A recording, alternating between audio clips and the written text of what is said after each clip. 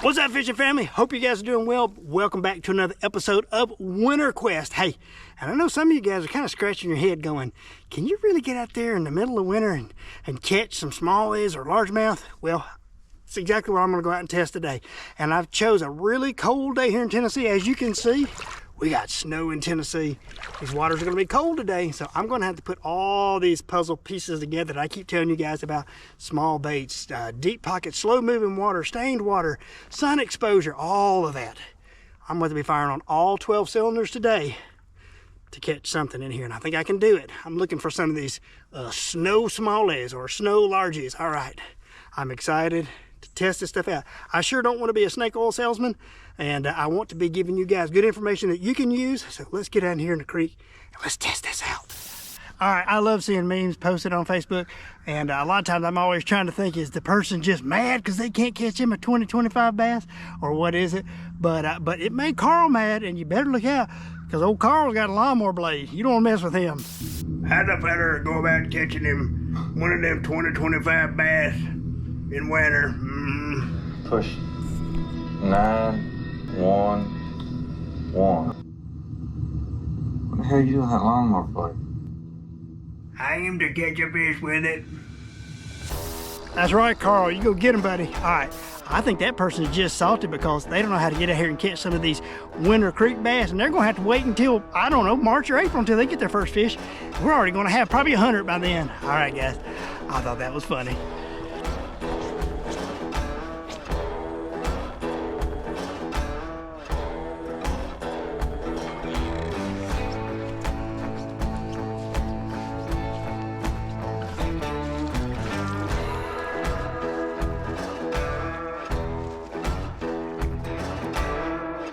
All right, guys, so as I'm fishing here, I'm going to recap some of the things that I've been covering in the prior Winter Quest episodes for those of you who have not seen them. So when it comes to winter creek fishing, you've got to be firing on all 12 cylinders. And what I mean by that is during the warmer months, there's a lot of things that you can do wrong. These fish are warm, they're more active. Sometimes you can even get these guys to bite a stick with a treble hook tied on the back of it. But when it comes to winter creek fishing, it's not that way. Everything, especially on the really cold days, everything's got to line up perfect. You got to be fishing the right baits, the right locations in the creek. It's just all got to add up. And so that's what I'm testing today. Really, I wanted to come out and kind of the colder scenarios where this is the worst it's going to get in Tennessee. If I can catch fish on this given day, then the other days, if I keep doing what I'm doing now, I should be able to catch fish the rest of the winter. So last time I was here, I got bites in this upper section, and then down around this bend, there was one spot down there they seem to be holding up in. So we're going to work this. I'm only going to fish this section today, just due to time. So I'm going to fish it a little extra, just because I already know that the fish are here now. If I were fishing this were a new spot to me. I had never fished it. If I were in here 20 or 30 minutes and weren't getting any bites at all, I would definitely go ahead and push through. But because I know that I caught fish in here last week, I know those fish have not migrated out of this spot, I'm going to go ahead and fish this hard today and work it slow just because the cool down here. So we've had a good solid week now of cooling down, and got another colder front coming in tonight. But I figured today would be a really good test to see, hey, can I get them in this type of conditions? And I think I can.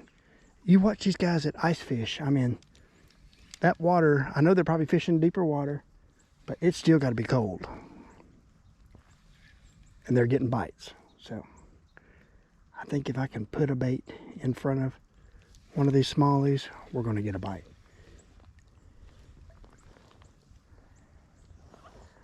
I'm going to work it really slow and methodically.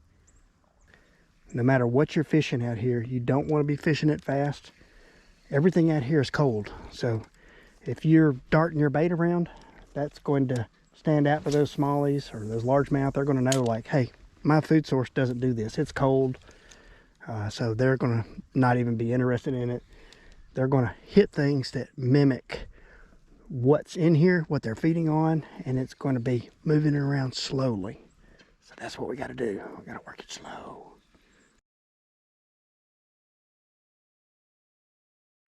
So a big thing that I keep harping on, it's going to be the size of your bait. It doesn't matter whether you're fishing live bait, soft plastics, and when it comes to soft plastics, you could rig them Texas rig, Carolina Ned rigs.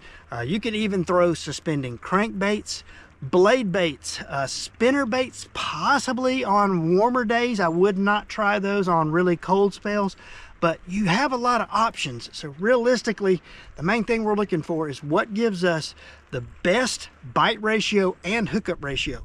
For me, I keep it really simple, stupid. I just like soft plastics, Texas rigged. It's a weedless setup. I can get down in those rocks where those fish are hunkering down and really let that bait work in there really slow. Something like crankbaits or blade baits, anything with treble hooks. I'm going to have the tendency to replace those with wide gap wacky rig hooks. I only want a single hook. Those treble hooks, especially if you're fishing double treble hooks, it's just a boat anchor to me. All that aside, small baits, scale down your baits. You don't need the large baits because, as you can see, the bait fish that's in here, really small. Any type of aquatic bugs or anything that's in here, it's going to be really small. So that's what those largemouth and smallmouth are going to be seen during winter. Fishing it really slow. You want to match the presentation. You don't want to be darting your bait all through the water because that's going to stand out to those fish like, hey, my normal bait source doesn't act that way. So I think I'm just going to stay away from that. That doesn't look correct. So keep those things in mind, and let's just keep fishing and see how today turns out. So right now it is 11:45. Last week when I was here, I want to say my bites started picking up later after lunch.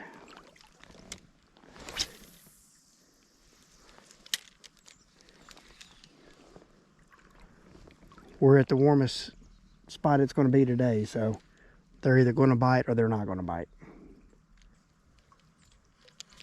There's a bite. I just felt the bite. That was a good bite too.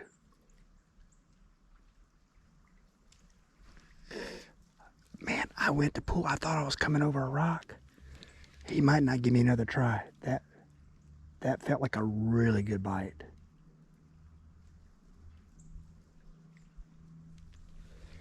I mean, that was a pretty solid pop at it.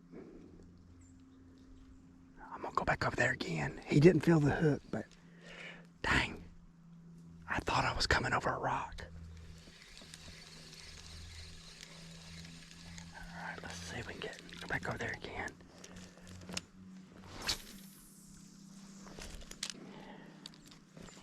That was a good bite. that was a really good bite. All right, so I'm fishing a 1/8 ounce tube jig rigged up on my nedwacky.com tubes. That's what I almost. There's a bite right there. There it is. He came back for it. Let me see if he'll. He popped at it one time. He just popped at it. He didn't pick it up at all. All right, I'm gonna go back out there again. He's not feeling the hook, I know that. But he is not. He's not fully picking it up. He's just kind of popping at it. He may just be testing it, but we've got a bite, so that's good. That's good. That's a good sign. That hasn't taken long either, so 4 minutes, and we've already got 2 nibbles. Getting back about in the area where it was at. I can tell because there's a patch of rocks out there that I'm pulling through right now. I think he was on the back side of that pile of rocks where I got my bite last time. So let's see. Let's see. Come on, buddy, give me a bite. Give me a bite. I'm working this really, really, really, really slow.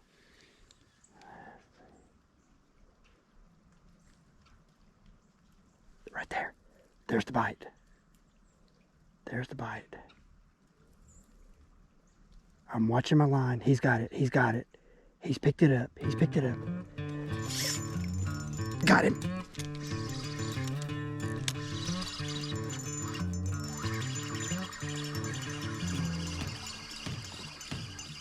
Is this a largie? It is. It's a largie. Come here, buddy. All right, we got us a snow bass. All right, let's get him out of here. Thank you, buddy. Come on out of there. All right, guys, as you can see, hey, it's cold out here today, but working it slow is absolutely critical. That guy gave me 3 tries. I kept feeling the exact same pile of rocks that I was pulling my jig through, and he was sitting on the backside closest to me. 3 times in a row, he gave me a little pop. For whatever reason, the first 2 times, he just popped at it, never picked it up. 3rd time, as soon as he popped it, I just dropped it, let it sit there. And then I started watching my line, and then all of a sudden, I start seeing my line slowly tighten up and move.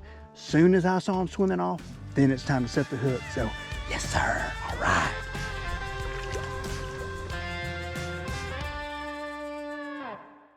All right, guys, another really important thing that's going to help you when it comes to winter creek fishing is having the right fishing rod set up. I fish an ultralight. This is a custom build by KCustomRods with fast action. You don't have to have a custom rod, but to me, you definitely want fast action, and you don't want a rod that's so stiff that you can't feel those ultra sensitive bites. These fish are really lethargic. If you've got too stiff of a rod, you may be pulling your bait back and misinterpret that one little bitty subtle bite, thinking that maybe you came over a rock, and then you continue to retrieve your lure away from that fish. That was your one opportunity to catch that fish.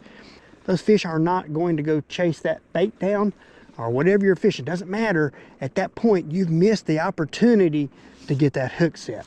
So definitely make sure you've got a fast action. I definitely like more sensitive rods, whether it's ultralight. I probably wouldn't go much over probably medium light when it comes to winter creek fishing, but I hope that'll help you.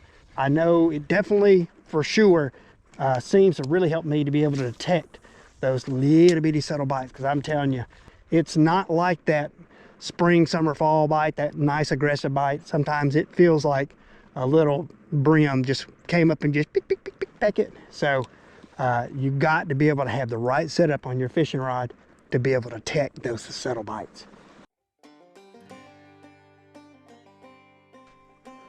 All right, I'm just going to pull this back really slow again, just to that same area, just to see if there's another fish sitting there.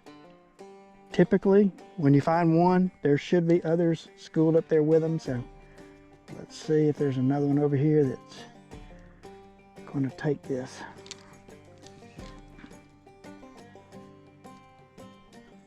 All right, I'm coming through that rock right now. That's that rock pile. There's a bite right there. There's a bite. There's a bite. I'm watching my line, watching my line, watching my line. It's starting to tighten up. There we go. All right, guys. We got us another one. Feels pretty good. He's fighting good.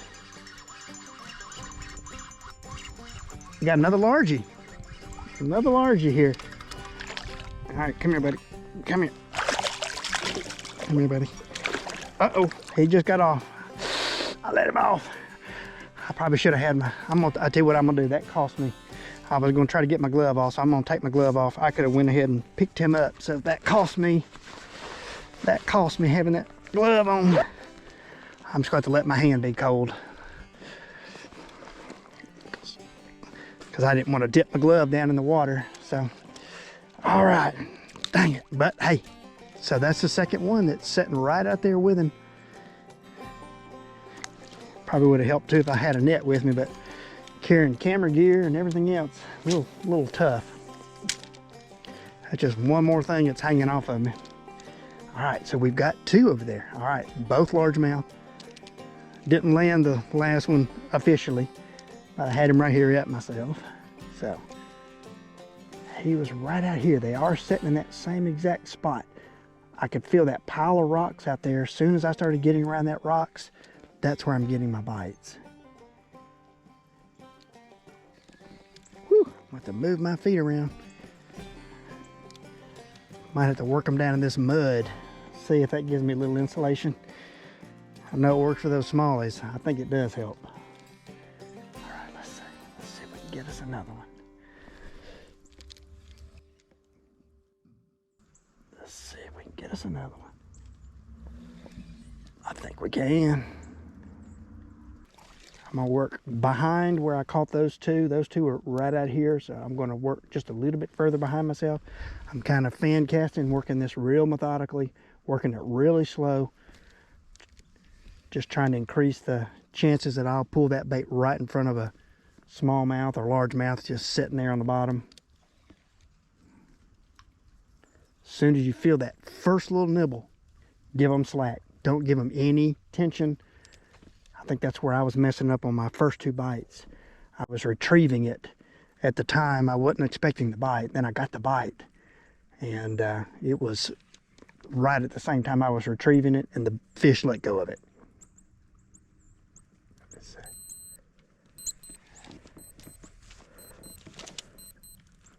All right, we're 12 o'clock. 12 o'clock. There's a bite right there. Right there's a bite. All right, so I'm gonna give him tension. I'm watching my line. He's swimming with it right now. Oh, this is a good one. This is a good fish. Good fish. Good fish. This is a good one for sure. All right, come here, bud. Keep you pinned. Put that in. Put that in. It's another largie. Another largie. Turn it.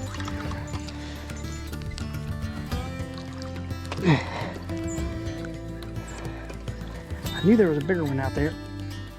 All right, guys. Yes, sir. We're catching them today. We are on them. And we're with it.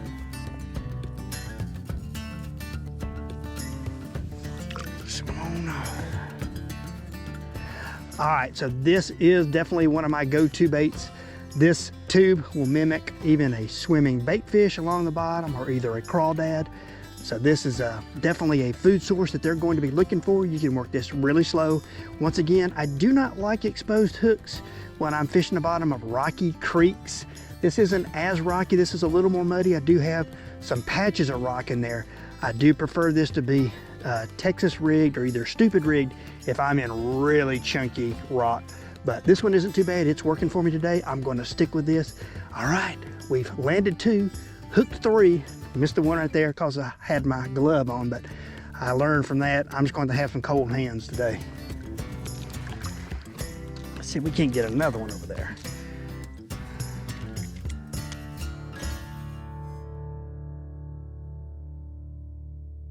All right, so some of the other things we've also discussed is finding the optimal spot in the creek. So think about this. So have you ever been walking through a creek in summer and it's just tepid hot water? You're like, ugh, that feels gross.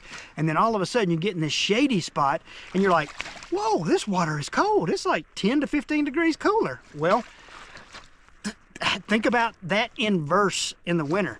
So if you're fishing shady spots, it's very likely those water temperatures in those spots are going to be the same thing. It's going to be at least 10 degrees colder possibly than some of these areas where we've got full direct sunlight. Sections in the creek where the canopy's not hanging all the way over the creek, wider sections so that you're getting more sunlight exposure on it. That's going to help warm those sections up. So just think about this. We're always looking for the warmest spots in the creek to optimize our bite. So on these really cold days, if we can find a section of the creek that's like that maybe is 5 degrees warmer, that may be the difference in a little bit more active bite or just them totally being shut down. So keep those in mind as well. Find the right spots in the creek and don't get married to one specific spot. If I get in a spot and I'm not getting bites within about 20 or 30 minutes, it's very likely I'm outside of the bite window or those fish are just inactive that day. So I'm going to go ahead and keep walking. That's one thing. Don't get frustrated when it comes to winter creek fishing. You have to sometimes put in a lot of miles. I cover a lot of sections of creeks because I might hit 3 or 4 deep pockets, and maybe only one of those deep pockets is actually producing on that given day. And had I not went ahead and moved and went and tried some other spots, I may have ended up getting skunked on that given day. So don't get married to any one spot unless you're getting bites. And then, hey, it's time to fish. We know that there's fish out there at this point, and more than likely, if there's one fish out there, this spot might be an optimal spot for other fish to congregate in there, so you may get more than just one bite. So definitely once you get that initial bite, you want to definitely fish that area a little bit harder, knowing that there's at least a fish sitting in there.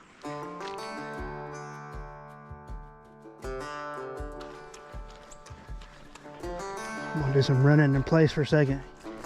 Get my toes warmed up.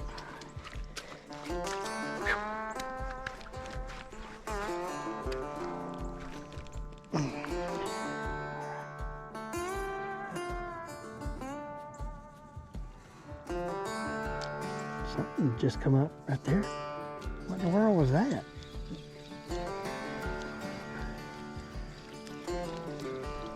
All right, another thing that I really look for in sections of creeks, if you're just seeing real flat bedrock from side to side or just flat sediment, you're not seeing chunky rock, those are areas that I do not put any attention to.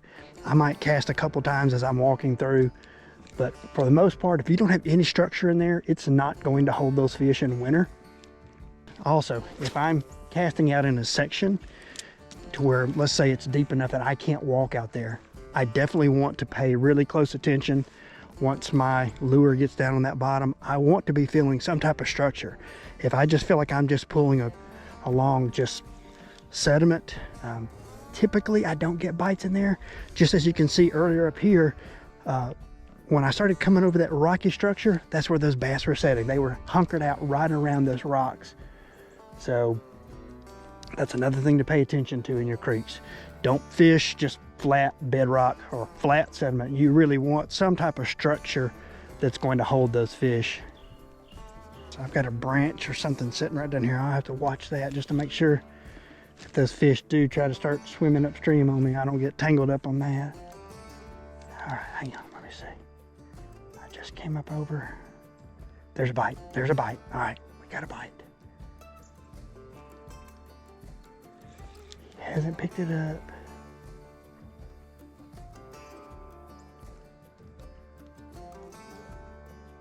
I'm watching for my line. There he goes. This is a good fish. This is like a good, well, hang on. I think he was behind something initially. All right, get away from that rock. Okay, get away from that. This looks like, yeah, I think when I initially went to set the hook, he was setting behind something. It's another little largie. All right, come here, buddy.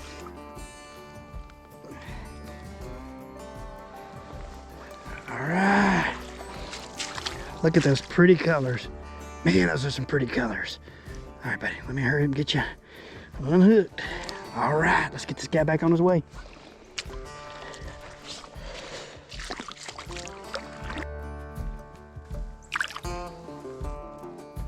Right now, man, this tube is working.